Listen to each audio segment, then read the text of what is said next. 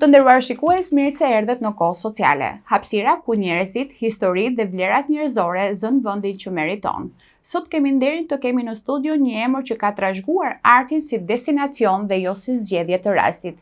Një njeri që ka rritur brez pas brezi, me nota, me ritëm, me dashuri ndaj identitetit tonë kombëtar.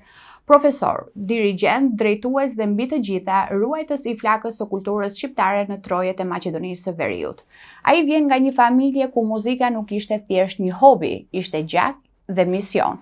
Babai i tij Shpend Postina, emër i gdhendur në historinë e artit shqiptar në Tetov dhe më gjerë. Ai mësoi jo vetëm notat, por edhe shpirtin e tyre. Mysafiri i sotëm është profesori Jeton Postina, pedagog muzike, ish drejtor i ansamblit të këngëve dhe valleve në Maqedoninë e Veriut, njeri i skenës, i shkollës dhe i zemrës së kulturës shqiptare në Maqedoninë e Veriut. Profesor, mirëmbrëma dhe mirë se erdhe në Kohë Sociale. Mirëmbrëma, mirë se u gjeta, faleminderit shumë për ftesën. Profesor, si e kujtoni fëmijërinë tuaj dhe a u ritët si një djalë i thjesht apo ishte pjesë e jetës tuaj edhe muzika? Sigurisht nga fëmijëria ime mbaj mend shumë momente, por e përgjithshme është se kam pas një fëmijëri të lumtur, si gjithë brezi im, ata fëmijë të mahallës, të klasës, të shkollës e kështu me radhë. Nuk ishte si një fëmijëri e ditëve të sotme, ashtu siç rriten fëmijët e ditëve të sotme, po ishte një fëmijëri ku përveç mësimeve dhe shkollës, shumë kohë kalonim duke luajtur futboll, duke vozitur biçikleta, duke ndetur me njëri tjetrin, duke bërë lojra fëmijërore e duke ndet edhe më shumë edhe me prindët tanë në përpushime ose gjetiju. Do me thënë, ka qenë një fëmijëri shumë e lumtur me kujtime të bukura dhe një fëmijëri e cila sigurisht edhe sot e kësaj dite kur e kujtoj, më jep emocione shumë të veçanta edhe të bukura, sepse kemi pasur një farë lloj lumturie e cila edhe nuk mund edhe të shpjegohet me fjalë. Por ka qenë një jetë ku kam bisunduar respekti, dashuria dhe lumturia. Nuk flas për kushtet e jetesës ose kushtet materiale, sepse kemi pas një jetë mesatare, por mbaj mend vetëm gjëra të bukura. Babai yt drejtoi për dekada me radhë shoqatën Xheladin Zeqiri dhe padyshim që kishte shumë arritje të shumta ndërkombëtare dhe jo vetëm. E kuptoi atëherë rëndësinë e kësaj pune apo me kalimin e kohës ndjeve peshën e asaj që ai ka punuar? Në fakt, babai im i ndjer ka qenë antar shumë vjeçar i shoqërisë Xheladin Zeqiri. Edhe mund të thuhet lirisht edhe një nga udhëheqësit. Por para se ta spjegoj të merrem me këtë çështje, ta them që kam qenë edhe si fëmijë i lidhur me muzikën, pasi që në shtëpinë tonë është kënduar në përveç se në ahengje të ndryshme, shokët e babait tim të ndjer shpeshherë mlidheshin tek njëri tjetrin dhe këndonin këngë qytetare, këngë popullore. Në fakt e kam të mbjellur prej si fëmijë këngën e bukur shqipe. E mandej na merrte në për koncerte të ndryshme të muzikës popullore, të muzikës serioze, na çonte në balete, në Shkup, në filharmoni, që edhe ne nuk ishim edhe të vetëdijshëm se çka është ajo, por ai kishin në plan që edhe mua dhe vëllaut tim na mbjell dashurinë për muzikën. Për atë arsye muzika ka qenë gjatë gjithë jetës pjesë e pandashme e ime dhe e familjes sime. E sa i përket babait tim, ai shumë vite ka dhënë kontribut në shoqërinë Xheladin Zeqiri, ka qenë një nga udhëheqësit e shoqërisë Xheladin Zeqiri, veçanërisht në seksionin e dramës.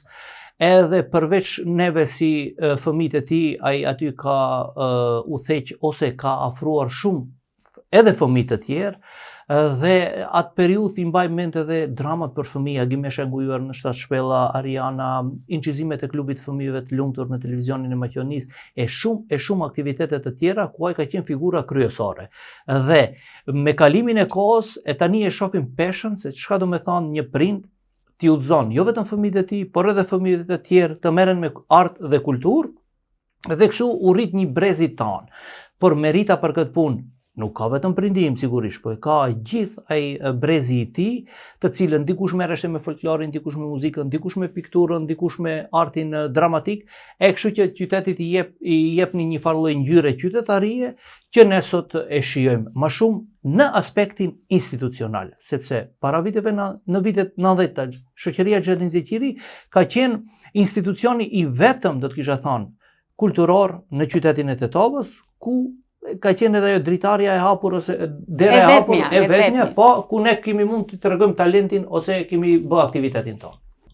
Erdhi momenti për të zgjedhur rruga e babait apo rruga jote. Dhe si ishte, le të themi, ky vendim, ishte i lirë apo muzika tashmë të kishte zgjedhur, të kishte etiketuar ty? Unë vetë se isha i infektuar me muzikën. Me vetdije ose pa vetdije, e dija se unë duheshte të vazhdoj në artin muzikor, dhe kjo sigurisht ishte një merit shumë e madhe e babait tim, i cili nuk ta impononte atë, por të tregonte se çka është mirë në jetë dhe se të udhëzonte, të çonte në aktivitete dhe ti vetiu, si thosh, infektohesh me atë lloj smundje, do të kisha thënë. Dhe unë padyshim e kam zgjedhur këtë rrugën që sot e kësaj dite e bëj, rrugën e artit, ku edhe përveç se kurseve private dhe shkollës fillore të muzikës, u regjistrova në shkollën e mesme të muzikës dhe aty çdo gjë e mori atë rrugën e vet.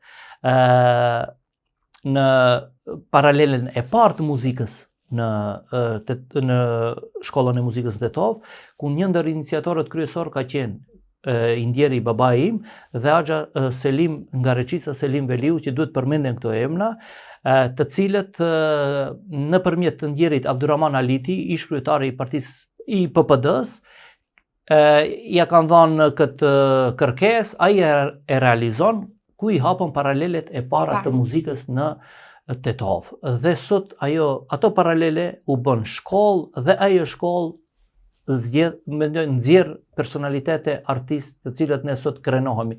Do me thënë, këto emra duhet përmenden, të falemderohen, sepse dikush ka dhënë mund dhe djers që ne sot jemi këto që jemi.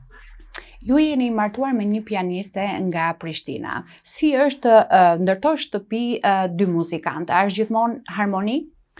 Shkurta është profesoreshe pianos, mirë po nuk kam mbaruar për piano, kam mbaruar për drejtimin teorik, po jep landën e pianos.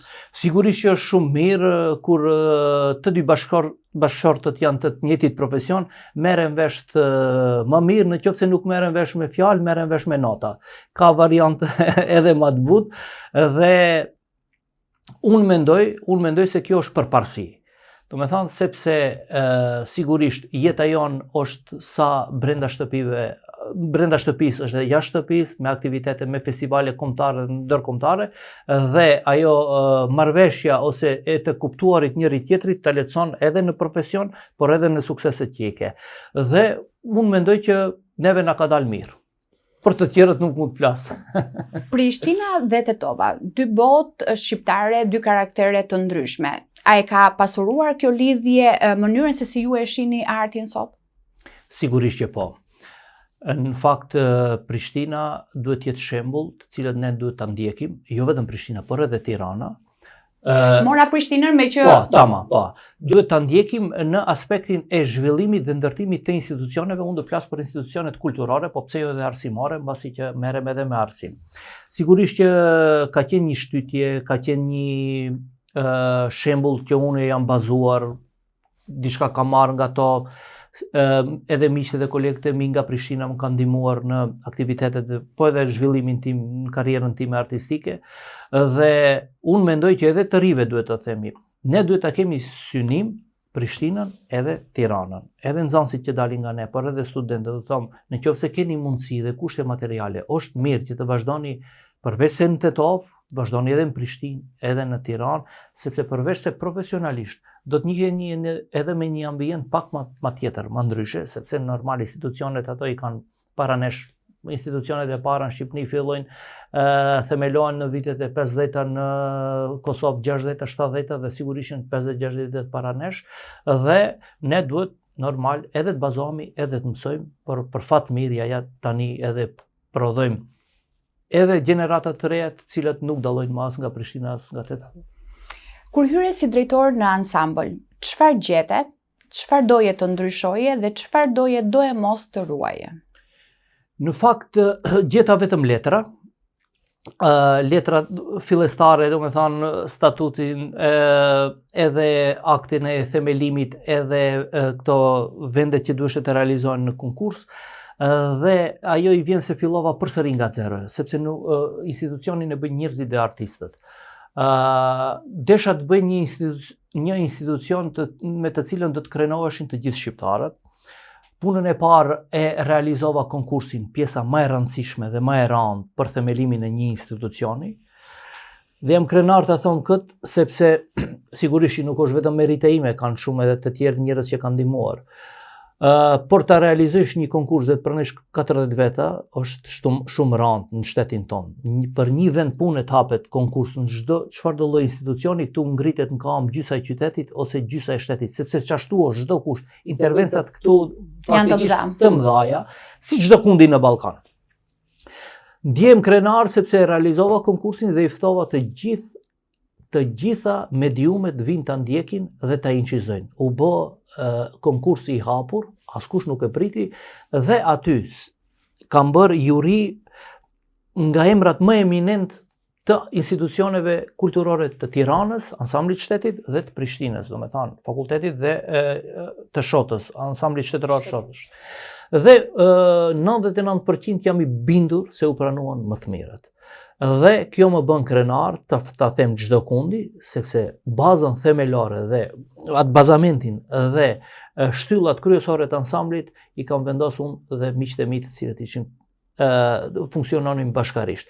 Ajo është elementi kryesor. Mandej kushdo që vjen, si zhvillohet institucioni, është përgjegjësia e drejtorëve që janë tani.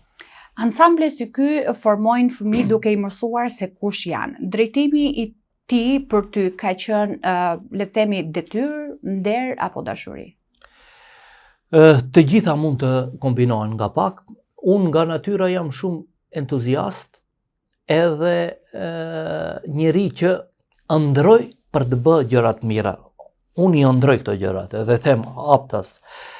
Dhe leres është detyrim edhe dashuri. E kemi edhe një obligim moral, qytetar, shqiptar, të kontribujmë që kultura jonë të institucionalizohet. Mjaft ma është dhënë kontribut në shoqatat kulturore-artistike, ato shqyrë që janë dhe do të vazhdojmë të japim ne të gjithë.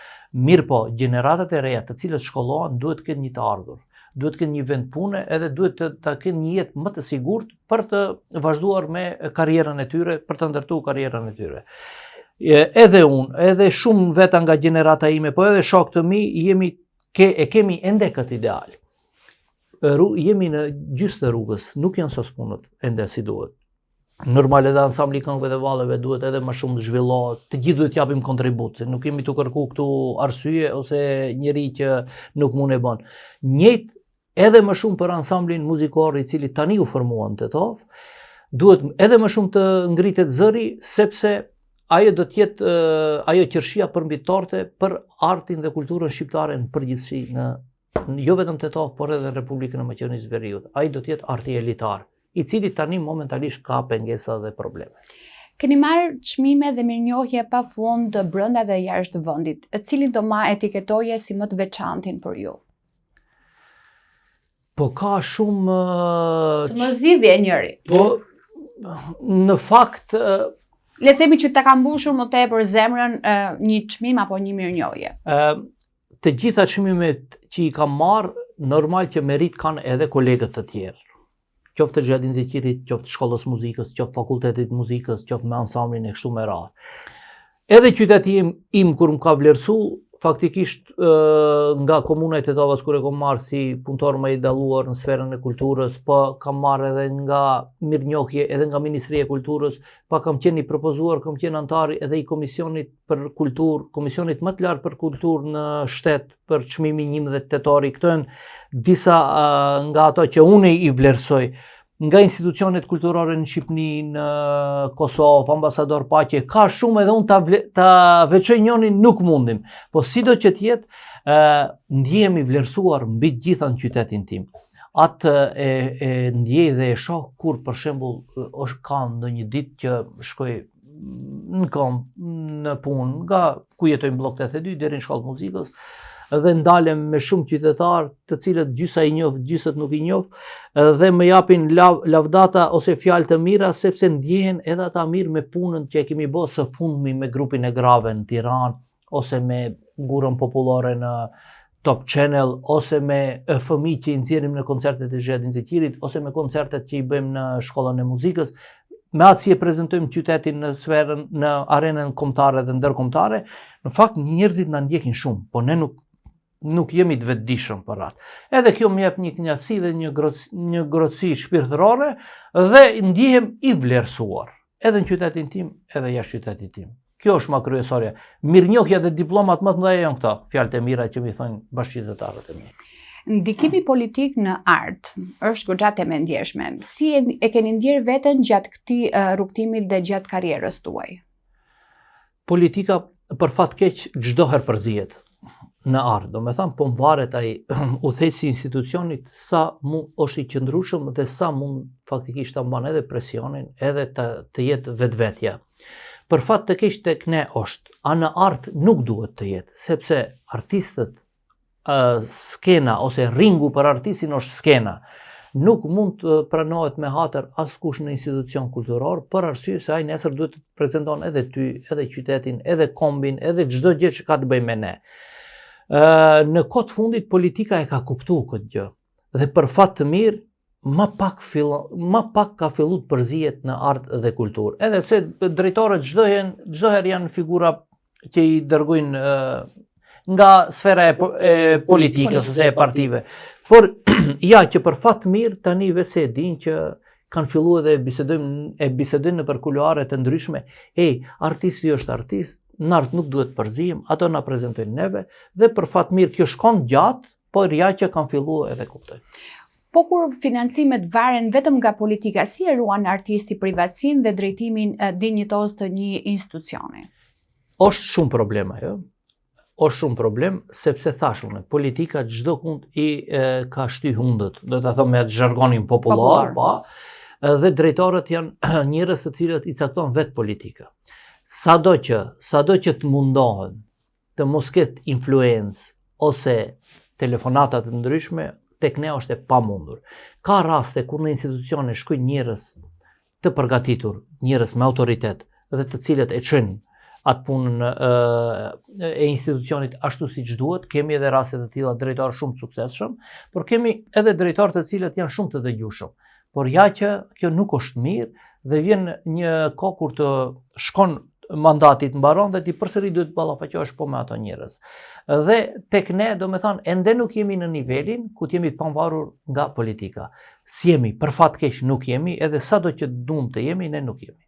E përmendët pak më parë ansamblin muzikor, që ke themeluar vetë dhe që në fakt është drejt mbylljes. Çfarë po ndodh aktualisht dhe çfarë duhet të bëhet për ta shpëtuar? Për fat keq, Ministria e Kulturës ka bërë një strategji kulturore ku disa institucione don ti shkrin në institucione të tjera. Kjo nuk është gjë e mirë, për arsye se në momentin që ansambli muzikor që e zën do të shkrihet në Qendrën për Kulturë, në fakt ai mbyllet dhe nuk do ekziston si institucion. Dhe aty mund të hapen 8 deri 10 vende pune që do të punësohen dhe ato 8 veta me aty do të mbyllet çdo gjë që ka të bëjë me ansamblin muzikor. Fati jon i keq se tani këto strategji nuk ftohen edhe ekspertë shqiptar për të bërë një strategji e përbashkët, pasi shteti është i përbashkët e joni. Dhe çdo herë pala tjetër e shef interesin, mbi të gjitha interesin e vet, dhe absolutisht e thon me plot bindje që çdo gjë që mund të funksionon mirë dhe është shqiptare, ato duam ta mbyllin. Nuk flas për pjesën shqiptare, e keq është se këto nuk konsultohen ose nuk e dinë se çka ndodhen. Mirë po, ne kemi ngrejt zonin dhe në qoftë se mbyllet ansambli muzikor, do të jetë një humbje e madhe për gjithë ne. Në qoftë se do të mundohemi, luftojmë që ai të vazhdon, të funksionon, të jeton dhe të zhvillohet, punësohen artistë aty, ajo do të jetë fitoria më e madhe kulturore për ne, jo për qytetin e Tetovës, për gjithë shqiptarët e Maqedonisë, sepse ai art është art elitar dhe aty e tregojmë sepse edhe ne shqiptarët e Maqedonisë jemi ngrit një nivel pak më të lartë. Me një mesazh të drejtuar vendimarrësve sot, çfarë do të thoje për kulturën shqiptare në Maqedoninë e Veriut? Unë do t'ju thoja sa më shumë të investojnë në art, kulturë dhe në arsim, se kultura dhe arsimi janë të lidhura me njëra tjetrën, sa më shumë të insistojnë, t'jepen fonde për artistët shqiptar, për institucionet, themelojnë edhe më shumë institucione, se vetëm kështu ne mund të drejtojmë rinin në rrugë të drejtë, dhe ato të mbjellet ajo dashuria për artin, për kulturën, sepse aty merr frymë edhe fillon frymon edhe një qytetari pak më ndryshe, dhe të na lanë rahat neve artistëve, mos përzihet shumë politikat e artistët, se me ne nuk do u del. Nuk u del, do me thonë se një ditë ato janë pozicione, nesër nuk do jenë dhe kërkush nuk do flet dy fjalë. Ne do jemi këto që jemi deri në fund jetës. Çfarë shikon më shumë tek brezi i ri? Pasion ndaj artit apo largim nga rruga e saj? Unë mendoj se brezit të ri i duhet një shtytje, sepse duhet të tregon dikush, duhet të tregon dikush rrugën e mirë, rrugën e drejtë, arti është gjë e bukur, ose qoftë edhe profesion tjetër, nuk do me thonë tjetë vetëm arti. Për fat keq, shumë elemente devijante kemi tek rinia jonë. Ne i shohim edhe vetë, edhe të gjithë duhet kontribuojmë që të flasim të rive pse është arti i mirë, pse duhet të vazhdojnë shkollim, pse duhet të vazhdojnë fakultete, pse duhet të merren me gjëra të mira, sepse në qoftë se një i ri nuk i ka këto qoftë prirje, qoftë dashuri, qoftë të udhëzon dikush, ai sigurisht do mbaron në rrugë të keqe. Dhe si është kalimi mes ky ka talent dhe ky do bëhet një artist i vërtet? Cila është formula jote? Formula ime është duhet të ketë pak talent dhe shumë punë. Tek ne, tek rasti, unë jam marrë shumë me gjeneratat e reja. Ma shumë kanë mbri ato që kanë pas më pak talent dhe kanë punu shumë, se sa ato që kanë shumë talent dhe punojnë as pak. Dhe, por në qoftë se kombinohen të dyat, atëherë sigurisht del një personalitet. A ka ndonjë rast konkret që ti mund të thuash ky po që ja vlen dhe ky mund ta ngrej flamurin? Raste kam të tilla plot unë. Po s'në flas emra, se nëse unë foli një emër, do me dhnohen një nëndë të tjerët, po, tek unë është shumë problem, basi me këtë punë mirem me vitet e tana, edhe jam krenar të thonë se kom nxjerr shumë gjenerata, shumë orkestra, shumë solist, cilët sot janë të punësuar në ansamblin e shtetit, pritën punësojnë në ansamblin muzikor, janë profesor kolegët e mi në shkollën e muzikës, janë profesor ose mësues arsimtar në shkollat të ndryshme, ja që tani jemi në skenë bashkarisht, edhe shumë kam kujdes kur përmendi emra, sepse ne më gjujnë. Sot fëmijët në fakt rrinë shumë nëpër TikTok edhe nëpër rrjetet sociale, ky ritmi global. Si ja shpjegon një 14 vjeçari që duhet të kyçet dhe që vallja dhe kënga shqiptare janë identiteti i gjithë secilit dhe që e mban gjallë rinin, le themi? Unë personalisht, po edhe kolegët e mi, të gjithu flasim për këto problematika të kohës së sotshme, për rinin e cila është shumë e lidhur me të rrjetet sociale ose me aparatet me të cilët i kanë telefonat e shtrejtë, gjërat e tjera. E vetmja gjë që ne mund ta bëjmë është të flasim, por mbi të gjitha edukata dhe fjalët më kryesore duhet të rrjedhin nga familjet për kufin. Aty është baza, ne duhet ta forcojmë atë bindje, sepse ju duhet merreni me aktivitete më pak kohë, merruni me rrjetet sociale, dhe ato që i marrim ne në shoqërinë Xhejadin Zeqiri, ato do me thonë ndryshojnë edhe si fëmijë, ndryshojnë edhe si personalitete, fillojnë formsohen, bëhen edhe më të mirë. Këtë na e thonë prindet e tyre, jo se ne dalim para kamerave, edhe tani unë do filloj do lavdërohem.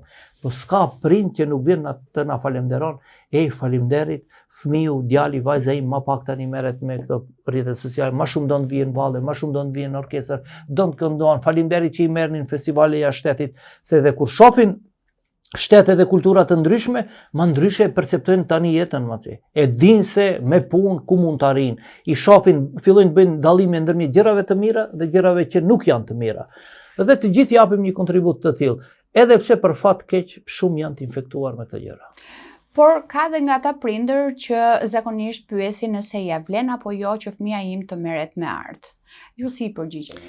Sigurisht, ka fëmijë të cilët nuk janë të talentuar, por kanë shumë dëshirë të merren me art. Por ja që talenti është një ndër elementet kryesor, sa do që të dush, abe nuk ke asnjë gram talent. E gjejmë metodën, ti tregojmë se mund të jesh shumë një mjek i suksesshëm, mund të jesh një jurist i suksesshëm, mund të jesh një gazetare e suksesshme, domethënë, këtu nuk mos u mundo sepse edhe un kam desh të jem jurist nuk më ka shku, ko marrë këtu, e gjesh një metodë për t'ja shpjegu fëmijës, se jo çdo kush mund merret me art, edhe jo çdo kush do me thonë, se të gjithë vajzat e reja androjnë t'jenë Rita Ora, Beberezha, Dua Lipa, e nuk e di kush, andër e kanë, mirë po shumë pak mund të arrinë të bëhen të tilla. Nëse do i shkruaje një letër vetes 20 vjeçare, çfarë do i thoje? Do i thoja, ke bo disa punë këto 20 vjet e fundit, tash është mirë pak të frenojsh. Ndalu pak, di thoja vetes ndalu pak, a punë kom bo, aq sa mendoj unë, kom bo disa punë shumë të mira dhe nuk janë të pakta, dhe të nisi ti mendoj janë shumë, duhet një program veçmas për ato gjëra. A mirë po, tash unë për tash mundi them vetes ndalu pak. Jo me poste edhe jo me tituj, kush është Jeton Pustina? Është një njeri i thjesht si gjithë të tjerët, se kështu më pëlqen mu t'jem me gjithë të tjerët, se asgjë, nuk mendoj se jam mbi ndonjë kujt ose diçka e tillë të mritet mendja se në asnjë mënyrë, dhe jam një njeri me halle si gjithë të tjerët, njeri që gëzohet edhe me gjëra të vogla, njeri që mundohet të ndihmon të gjithëve me aq mundësi sa ka, dhe asgjë se besoj që mund dalloj unë prej njerëzve qytetarëve që çdo ditë pim kafe bashkërisht, ne qajm ose në një hall ose bëjmë ndonjë qef. Profesor, unë të falenderoj shumë për çdo fjalë, por mbi të gjitha për çdo copës që i keni dhënë kësaj shoqërie, jo vetëm ju, po e gjithë familja juaj. Faleminderit edhe juve shumë, edhe për ftesën, edhe për këto fjalë të mira, po për në fund edhe unë dështoj diçka. Mbasi ma përmendet familjen, e unë të përmendi diçka nga familja juaj. Unë kom pas kënaqësi të jashtëzakonshme të bashkëpunoj me motrën tuaj, Jonën, e cila ka qenë pjesë e pandashme e aktiviteteve tona, qoftë në Xheladin Zeqiri, në ansambël e kështu me radhë. Do kisha thonë se është një heroinë e vërtet për mua, mbase lokalizmat ekzistojnë çdo kund. Ju keni ardhur nga Shqipëria këtu dhe keni dhënë një kontribut jashtëzakonshëm edhe për qytetin ton. Po Jona ka qenë një ndër figurat kryesore e cila aktiviteteve tona u ka dhënë një ngjyrë profesionalizmi dhe e ka pru punën deri aty sa që ne në çdo aktivitet madh kemi dash ta kemi Jonën me vete. Unë nuk dua ta zgjati shumë, por vetëm duhet ta falenderoj, mbasi është edhe motra jote, thash edhe do e shfrytëzoj, do e keq shfrytëzoj këtë emision, ti falenderojmë për çdo kontribut dhe për çdo ndihmës që na ka dhënë neve si shoqëri, edhe qytetit të Tetovës. Unë falenderoj shumë për gjitha fjalët që juve thatë, jo vetëm për Jonën, për të dyja neve, por mbi të gjitha le të them një falenderim për juve, sepse ju keni qenë një shtysë shumë e madhe edhe Jonës, edhe e imja, edhe të gjithëve që kanë qenë pjesë e këtij rrugtimi. Falenderoj shumë që ishe në Kohë Sociale dhe që ndave gjithçka tënden në copëza shumë të shkurtra padyshim, por që i keni dhënë shumë këtij qyteti. Faleminderit shumë.